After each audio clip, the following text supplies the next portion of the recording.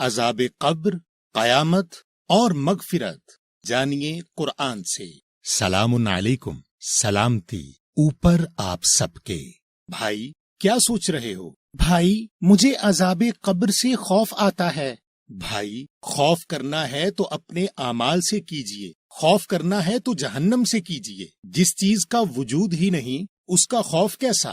کیا مطلب؟ کیا عذاب قبر کا وجود نہیں؟ بھائی ایک بات بتائیں، جو سمندر میں ڈوب گیا یا جس کو جانور کھا گیا یا جو آگ میں جل کر راکھ ہو گیا، اس کو عذاب قبر کیسے ہوگا؟ یہ سب لوگوں کی گھڑی ہوئی کہانیاں ہیں اپنی کتابیں بیچنے کے لیے، اور یہ لوگ ان کہانیوں کو رسول پاک کے نام سے یا بزرگوں کے نام سے جوڑتے ہیں تاکہ آپ ان کی صداقت پر سوال نہ کر سکیں، اور انہی لوگوں کے مطابق حساب کتاب قیامت کے دن ہوگا۔ تو ایک بات بتائیں کہ کیا پہلے عذاب قبر ہوگا اور اس کے بعد قیامت کے روز حساب ہوگا؟ اور اگر آپ نیک نکلے تو جو عذاب قبر آپ بھگت چکے ہیں اس کا کیا ہوگا؟ تو یہ سب کہانیاں ہیں۔ اور بھائی کیا قرآن میں قبر کا کوئی ذکر نہیں؟ بھائی قرآن میں قبر کا ذکر 8 مرتبہ آیا ہے اور اس میں کسی عذاب کا کوئی ذکر نہیں، اور ان 8 میں سے 6 آیتوں میں اللہ نے القبور یعنی خاص قبروں کا ذکر کیا ہے، اور یہ وہ قبریں ہیں جس میں آپ اپنی زندگی میں چلے جاتے ہیں۔ جب آپ کو اللہ کی آیات نہ دکھائی دیتی ہیں نہ سنائی، تو اللہ کے نزدیک آپ نہ صرف مردہ ہیں بلکہ قبر میں بھی ہیں۔ تو میرے بھائی قرآن کے مطابق جب آپ کی وفات یعنی مکمل ہونے کا وقت آتا ہے تو وفات کے ساتھ ہی آپ جنت یا جہنم میں داخل کر دیے جاتے ہیں۔ آپ سورہ نمبر 16 اور آیت نمبر 32 اور سورہ نمبر 8 اور آیت نمبر 50 دیکھیں۔ الذین تتوفاہم الملائکۃ طیبین یقولون سلام علیکم ادخلوا الجنۃ بما کنتم تعملون۔ وہ لوگ جن کو وفات دیتے ہیں مکمل کرتے ہیں، خاص ملائکہ پاک کہیں گے سلامتی ہو تم سب پر، داخل ہو جاؤ خاص جنت میں ساتھ جو تم عمل کرتے تھے۔ وَلَوْ تَرَى إِذْ يَتَوَفَّى الَّذِينَ كَفَرُوا الْمَلَائِكَةُ يَضْرِبُونَ وُجُوهَهُمْ وَأَدْبَارَهُمْ وَذُوقُوا عَذَابَ الْحَرِيقِ۔ اور اگر تو دیکھے جب وفات دیتے مکمل کرتے ہیں ان لوگوں کو جو کفر کرتے ہیں، خاص ملائکہ ضرب لگاتے ہیں ان کی ذاتوں اور سوچوں پر اور چکھاتے ہیں عذاب خاص جلنے کا۔ بھائی ان آیات کے مطابق تو نیک لوگ وفات کے ساتھ ہی جنت میں داخل کیے جا رہے ہیں، اور جو لوگ اللہ کے احکامات پر عمل نہ کر کے ان احکامات کا انکار یا کفر کرتے ہیں ان کو وفات کے ساتھ ہی عذاب ہو رہا ہے۔ تو حساب کتاب کب ہوا؟ بھائی آپ کی قیامت یعنی آپ کے قائم ہونے کا دن آپ کی وفات کا وقت ہی ہے، اور آپ کا حساب کتاب اسی وقت ہوتا ہے۔ دیکھیں اللہ آپ کو سورہ نمبر 16 کی آیت 28 اور 29 میں کیا بتا رہے ہیں۔ الذین تتوفاہم الملائکۃ ظالمی انفسہم فالقوا السلام ما كنا نعمل من سوء بلا ان اللہ علیم بما کنتم تعملون فادخلوا ابواب جہنم خالدین فیہا فلبئس مثوی المتکبرین۔ وہ لوگ جن کو وفات دیتے ہیں مکمل کرتے ہیں خاص ملائکہ ظلم کرتے ہوئے اپنے نفسوں پر، پس بن جاتے ہیں خاص سر تسلیم خم کرنے والے کہ ہم نہیں کرتے تھے کوئی برا کام، ہاں بے شک اللہ علم رکھتا ہے ساتھ جو تم عمل کرتے تھے، پس داخل ہو جاؤ دوزخ کے دروازوں میں، ہمیشہ اس میں رہو گے، پس برا ہے ٹھکانہ خاص تکبر کرنے والوں کا۔ بھائی اس آیت میں تو اتنا واضح لکھا ہے کہ حساب کتاب وفات کے وقت ہی ہو رہا ہے، اور جنت اور جہنم بھی اسی وقت طے ہو رہی ہے، تو ظاہری بات ہے کہ اس شخص کی قیامت بھی اسی وقت ہو جائے گی، تو پھر ہم پل صراط سے کب گزریں گے؟ بھائی پل بھی راستہ کو کہتے ہیں اور صراط بھی راستہ کو کہتے ہیں، تو یہ لفظ ہی غلط ہے، اور یہ کہانی بھی لوگوں نے اپنی کتابیں بیچنے کے لیے بنائی ہے۔ ویسے قرآن میں ایک صراط مستقیم ہے، یعنی سیدھا راستہ، جو قرآن کی سورہ نمبر 24 کی آیت نمبر 46 کے مطابق اللہ کی آیات پر عمل کرنے سے ملتا ہے، مگر یہ وہ راستہ ہے جس پر آپ اپنی زندگی میں چلتے ہیں اور اسی کی بنیاد پر جنت یا جہنم کا تعین کیا جاتا ہے۔ آپ سورہ نمبر 24 کی آیت نمبر 46 دیکھیں۔ لقد انزلنا آیات مبینات واللہ یہدی من یشاء الی صراط مستقیم۔ بے شک نازل کی ہیں ہم نے آیتیں واضح، اور اللہ ہدایت کرتا ہے جو چاہتا ہے صراط راستے مستقیم سیدھے یا جو قائم ہے کی طرف۔ اچھا بھائی، وہ جو قرآن کی سورہ نمبر 60 اور آیت نمبر 3 میں اللہ کہہ رہے ہیں کہ قیامت کے وقت کوئی رشتہ دار یا اولاد کسی کے کام نہیں آئے گی، وہ کیا ہے؟ لن تنفعکم ارحامکم ولا اولادکم یوم القیامت یفصل بینکم واللہ بما تعملون بصیر۔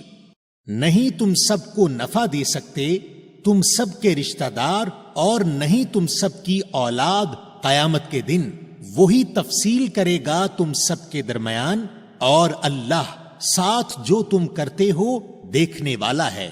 بھائی، ظاہری بات ہے جس وقت آپ کی وفات ہوگی تو آپ کے رشتہ دار اور اولاد یا تو دنیا میں ہوں گے یا اپنے اعمال کے مطابق جنت یا جہنم میں ہوں گے، تو وہ آپ کی قیامت میں آپ کی کیسے مدد کریں گے، چاہے آپ کتنا بھی ان کو پکار لیں۔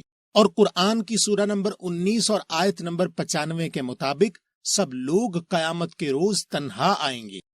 وَكُلُّهُمْ آتِيهِ يَوْمَ الْقِيَامَةِ فَرْدًا، اور سب آئیں گے اس کے سامنے قیامت کے دن اکیلے۔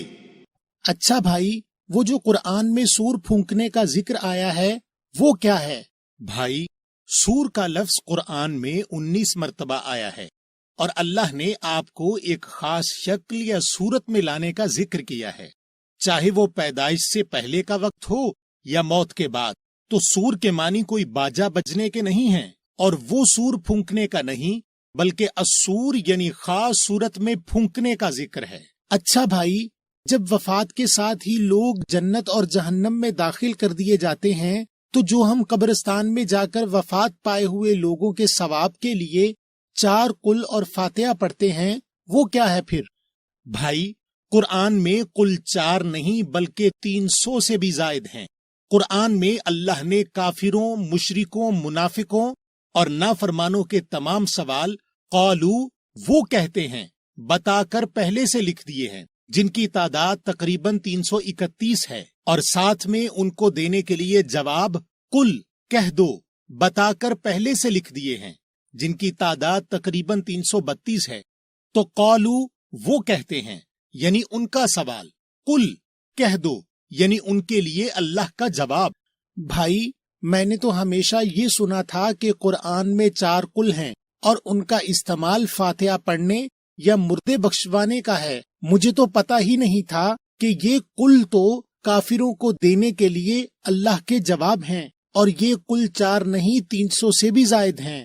بھائی، جس دن آپ نے فاتحہ میں پڑھی جانے والی قل معنی سے پڑھ لی، اس دن آپ ہر اس شخص سے معافی طلب کریں گے جس کی قبر پر کھڑے ہو کر آپ نے یہ پڑھی ہوں گی۔ آئیے ہم ایک قل کے معنی دیکھتے ہیں۔ آپ سورہ الکافرون دیکھیں اور یہ تصور کیجئے کہ آپ قبر میں ہیں اور کوئی باہر کھڑا یہ پڑھ رہا ہے، تو اگر آپ زندہ ہوتے تو اس پڑھنے والے کے ساتھ کیا کرتے؟ قل یا ایہا الکافرون لا اعبد ما تعبدون ولا انتم عابدون ما اعبد ولا انا عابد ما عبدتم ولا انتم عابدون ما اعبد لکم دینکم ولی دین۔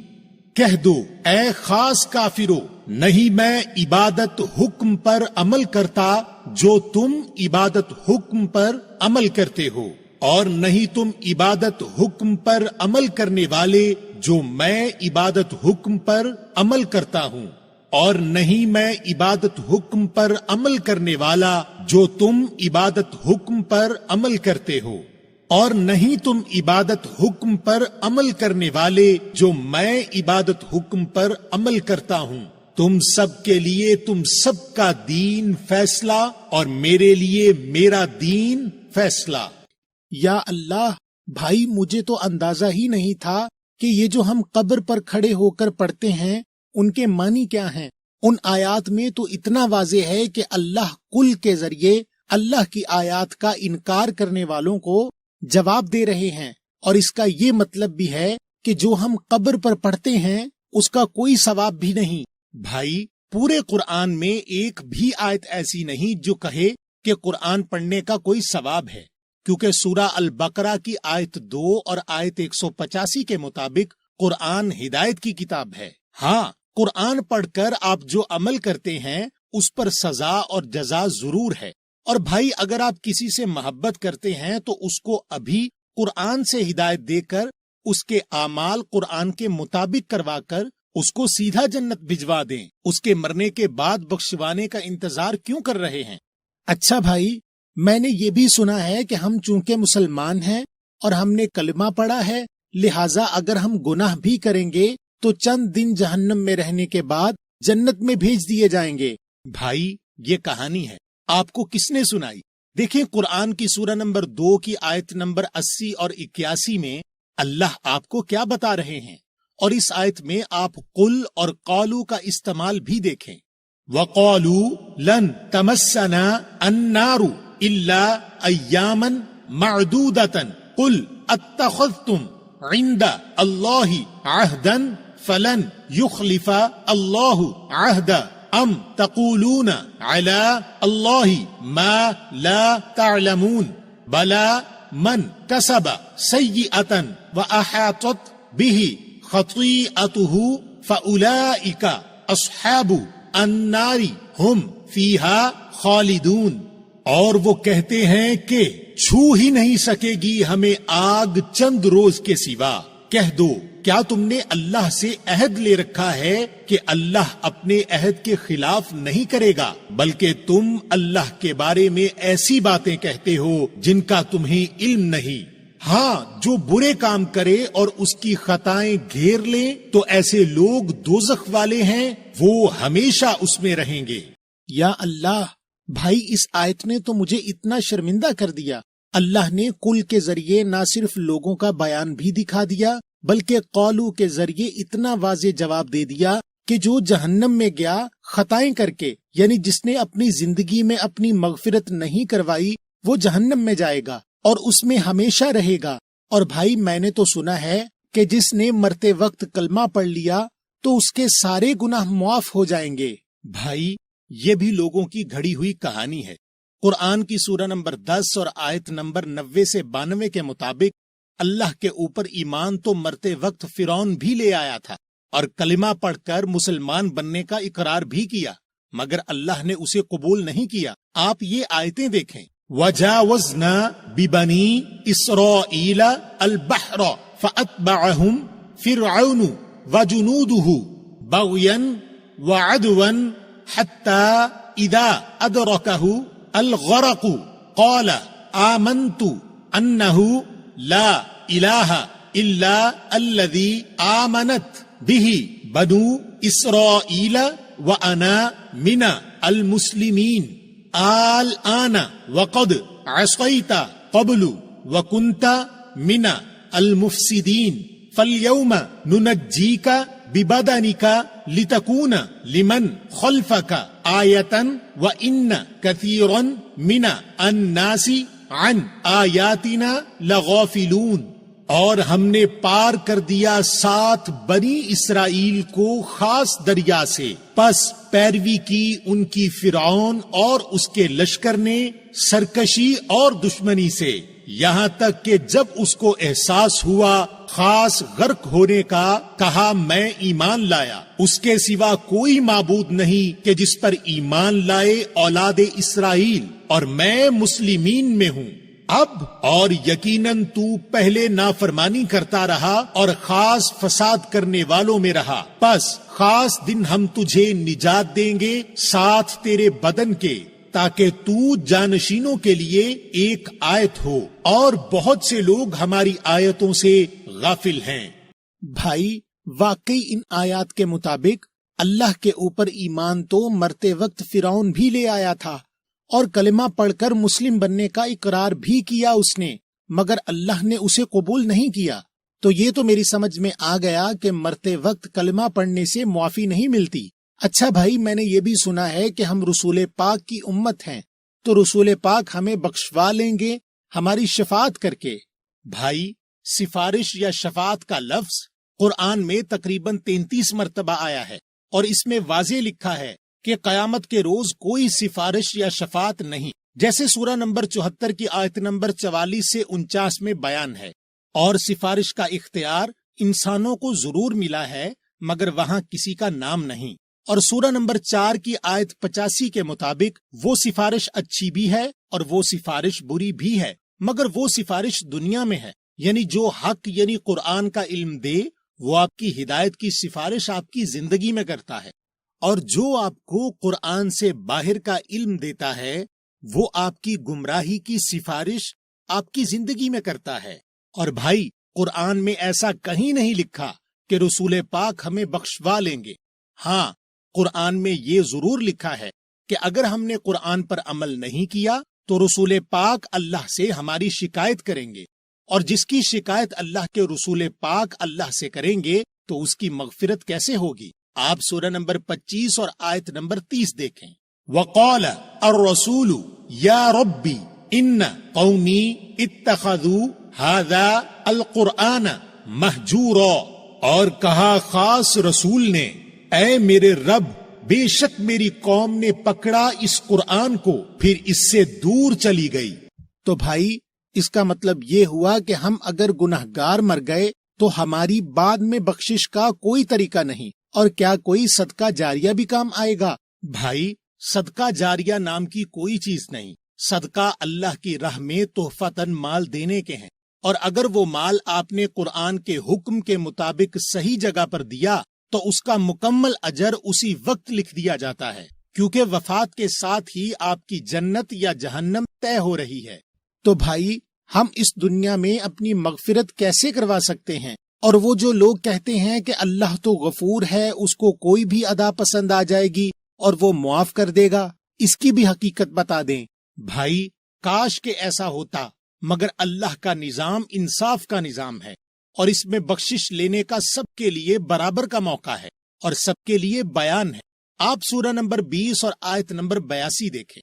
وَإِنِّي لَغَفَّارٌ لِمَنْ تَابَ وَآمَنَ وَعَمِلَ صَالِحًا ثُمَّ اهْتَدَىٰ، اور بے شک میں یقیناً بخشنے والا ہوں اس کے لیے جو توبہ کرے، پلٹے اور ایمان لائے اور عمل اصلاح کرے، پھر ہدایت پر رہے۔ بھائی، لوگ تو ہمیشہ یہ کہتے تھے کہ 100 دفعہ استغفار پڑھ لو یا فلاں وقت یہ وظیفہ پڑھ لو تو گناہ معاف ہو جائیں گے، یا پھر اللہ کو کوئی ادا پسند آ جائے گی اور وہ معاف کر دے گا۔ مگر یہاں تو اللہ نے معافی لینے کے لیے 4 کاموں پر مشتمل عمل بتایا ہے، جس کے مطابق پہلے تو توبہ کرنی ہے، یعنی غلط کام چھوڑنا ہے، پھر ایمان لانا ہے، یعنی اللہ نے جو اس گناہ کے متعلق قرآن میں احکام دیے ہیں ان کو تسلیم کرنا ہے، پھر اصلاح کرنی ہے، یعنی اس گناہ سے جو لوگ متاثر ہوئے ان کا ازالہ کرنا ہے، پھر ہدایت پر رہنا ہے، تو اللہ غفور بنے گا اور گناہ معاف کرے گا۔ یعنی کہ استغفار پڑھنے سے یا کوئی بھی وظیفہ پڑھنے سے اللہ گناہ معاف نہیں کر رہے، بلکہ قرآن میں بیان کیا ہوا 4 کاموں پر مشتمل عمل کرنے سے معافی دے رہے ہیں۔ اور جب کوئی بات اللہ خود بتائیں تو اس سے زیادہ سچی بات کیا ہوگی؟ جی بھائی۔ اچھا بھائی، اللہ نے یہ تو بتا دیا کہ مجھے کیا عمل کرنے سے معافی ملے گی، مگر مجھے کیسے پتا لگے گا کہ میرے گناہ معاف ہو گئے؟ آپ ذرا سورہ نمبر 66 اور آیت نمبر 8 دیکھیں۔ یا ایہا الذین آمنوا توبوا الی اللہ توبۃ نصوحا عسى ربکم ان یکفر عنکم सय्यिआतिकुम वयुदखिलकुम जन्नातिन तजरी मिन तहतिहा अल अन्हारु यौमा ला युखजी अल्लाहु अन्नबिय्य वल्लदीन आमनू मअहु नूरुहुम यसआ बैन ऐदीहिम व बिअयमानिहिम यक़ूलून रब्बना अतमिम लना नूरना वग़फिर लना इन्नका अला कुल्ली शैइन कदीर। ऐ वो लोगो जो ईमान लाए हो, तौबा करो, पलटो अल्लाह की तरफ, सच्ची नसीहत लेने वाली तौबा पलटना। उम्मीद है कि तुम सब का रब तुम सब की बुराइयां तुम सब से दूर कर देगा और तुम सबको दाखिल करेगा जन्नत में जिनके नीचे खास नहरें बह रही हैं। उस दिन रुसवा नहीं करेगा अल्लाह खास नबी को और उन लोगों को जो ईमान लाए उसके साथ। उनका नूर कोशिश करेगा दरमियान उनके हाथों पहुंच के और साथ उनकी कस्मों मुआहिदे के, और वो कहेंगे कि ऐ हमारे रब, पूरा कर हमारे लिए हमारा नूर और बख्शिश कर हमारे लिए, बेशक तू हर चीज पर कादिर है। भाई, अल्लाह ने कहा है कि अगर तौबा सच्ची हुई तो वो मेरी बुराई मुझसे दूर हो जाएगी। यानी इस 4 मरहलावार अमल के बाद अगर मैंने वो बुरा काम दोबारा नहीं किया तो मुझे माफी मिल गई, और अगर मैंने वो बुरा काम दोबारा किया तो इसका मतलब ये हुआ कि मेरी तौबा सच्ची नहीं थी, इसलिए मुझे माफी भी नहीं मिली। भाई, आज तो आपने मेरी आंखें खोल दी और मुझे इतनी बड़ी गुमराही से बचा लिया। जी भाई, आप ये याद रखिएगा कि आपकी जन्नत या जहन्नम आपके लिए हमेशा की है, और इसको आप किस्से, कहानियों और तुक्के के सहारे नहीं छोड़ सकते, ना ही दूसरों के सहारे छोड़ सकते हैं। आपको अपनी मगफिरत अपनी जिंदगी में करवानी है, और चूंकि आपकी मौत कभी भी आ सकती है, लिहाजा आप फौरन तौबा करें। और तौबा कोई अल्फाज या कान पकड़ने से नहीं होती, बल्कि कुरान में बयान शुदा वो 4 मरहलों वाला अमल करने से होती है। और ये वो वाहिद मुआफी लेने का अमल है जिसकी कबूलियत आपको अपनी जिंदगी में ही पता लग जाती है। तो मेरे भाई, आप सुन्नत रसूल पाक में कुरान को अपना रहनुमा बनाएं। कुरान में मौजूद ईमान वालों की 88 के करीब बुनियादी जिम्मेदारियां हैं, जहां अल्लाह हमसे मुखातिब होकर कहते हैं, ऐ वो लोगो जो ईमान लाए हो, और हमको हमारी जिम्मेदारियों से आगाह करते हैं। और ये जिम्मेदारियां हमारी क्वेश्चन कुरान की वेबसाइट पर और मोबाइल ऐप में मौजूद हैं, और आपके घर में मौजूद कुरान में भी हैं। और ये आपकी जिम्मेदारी है कि आप अपने आमाल कुरान के मुताबिक करें और अपनी जन्नत अपनी जिंदगी में यकीनी बनाएं। और आप हमारी ऐप स्टोर और प्ले स्टोर पर क्वेश्चन कुरान के नाम से मौजूद मुफ्त मोबाइल ऐप डाउनलोड करें और हजारों सवालात और उनके जवाबात बराह रास्त कुरान से हासिल करें और मुख्तलिफ तर्जुमों से कुरान का मुतालिया करें। आप हमारे क्वेश्चन कुरान ऑफिशियल के नाम से मौजूद यूट्यूब चैनल को सब्सक्राइब जरूर कीजिए ताकि आपको हमारी तमाम वीडियोस फौरन मिलती रहें।